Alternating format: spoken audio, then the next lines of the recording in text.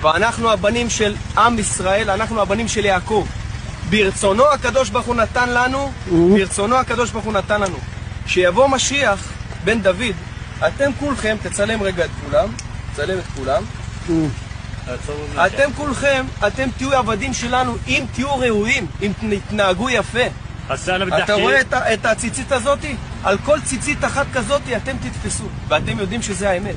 אז עכשיו, כדי שיהיה הכל בשלווה, ואנחנו רוצים שיהיה בשלווה, חצי אני גם רוצה לזרוע, וחצי אתם תזרעו. בסדר? ואתם, אם אנחנו נרצה, אתם תהיו העבדים שלנו.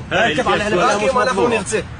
עכשיו, כרגע, אנחנו לא רוצים לעשות בעיות. אנחנו אומרים, אתם רוצים לחם, אנחנו רוצים לחם. נזרע חצי. בסדר, אנחנו ניתן לכם לחם, אבל אנחנו, זה אדמה שלנו, לא ניתן לך. מותק, אמרנו שיש שלום ויש שתי מדינות. מדינה בשבעים בשבע. תחלי נחכי, אללה.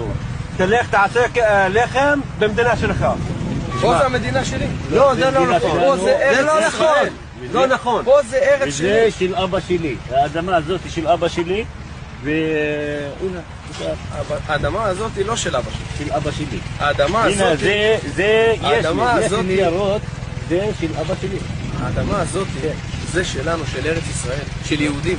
אתה יודע טוב.